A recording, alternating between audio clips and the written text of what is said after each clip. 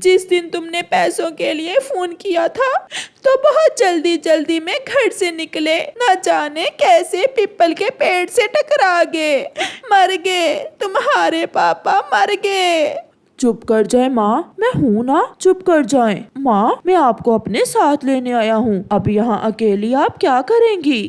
ہاں بیٹا، اپنی بوڑھی ماں کو ساتھ ہی لے جاؤ، تمہاری پڑھائی بھی اب ختم ہونے ہی والی ہوگی۔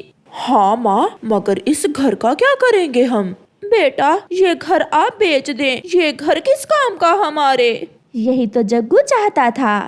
پھر جگو کبوتر سے بات کر کے وہ گھر بیچ دیتا ہے اور اپنی ماں کو ساتھ لے کر ایک آٹو میں بیٹھ کر ساگر والے ہوائی اڈے کی طرف جاتا ہے۔ راستے میں ایک ویران جگہ جا کر جگو آٹو رکواتا ہے۔ یہاں کیا کام ہے آپ کو؟ ماں میں اپنی ہوائی جہاز کی ٹکٹ تو گھر ہی بھول آیا، میں ابھی لے کر آتا ہوں، آپ اس پیڑ پر بیٹھ کر میرا انتظار کریں۔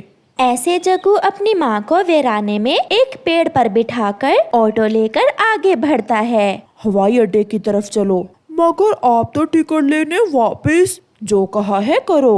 پھر وہ پکشی آٹو لے کر ہوائی اڈے کی طرف جاتا ہے اور جگو ہوائی جہاز میں بیٹھ کر پھر سے ودیش چلا جاتا ہے۔ چڑیا، اس کوی کا بیٹا اسے ویرانے میں چھوڑ کر چلا گیا ہے، وہ آپ کی پرانی سہیلی ہے، جائیں اور اس کی خبر لیں۔ یہ سن کر چڑیا بھاگتی ہے۔ گوری چلو میرے ساتھ چلو۔ چڑیا، جگو ابھی تک نہیں لوٹا ٹکٹ لے کر، میں کب سے اس کا انتظار کر رہی ہوں۔ گوری جگو آپ کو چھوڑ کر ودیش چلا گیا ہے، میں آپ کو لینے آئی ہوں۔ میں اور میرا بیٹا اتنا تو کما لیتے ہیں کہ آپ کو 2 وقت کا دانا دے سکیں۔ چڑیا کی یہ بات سن کر گوری کوی روتی ہوئی چڑیا کے ساتھ جاتی ہے۔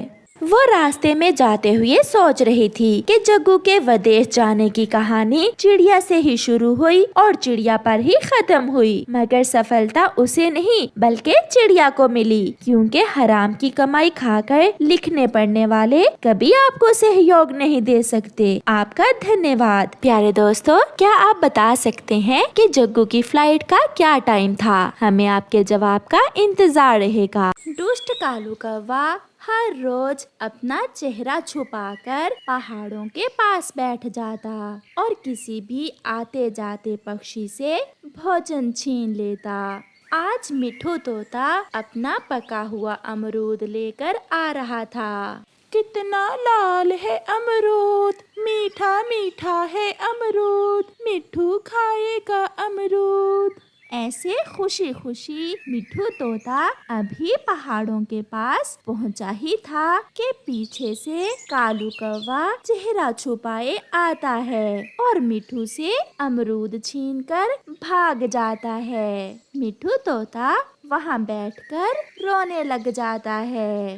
کمبخت ظالم، میرا امرود چھین کر لے گیا، پورے 1 مہینے کے بعد مجھے آج امرود ملا تھا، میں بتاؤں گا، میں سب کو بتاؤں گا، مجھے نیائے چاہیے۔ ایسے روتا ہوا مٹھو جنگل واپس آتا ہے۔ مٹھو بھیا کیا ہوا؟ آپ رو کیوں رہے ہیں؟ رونا تو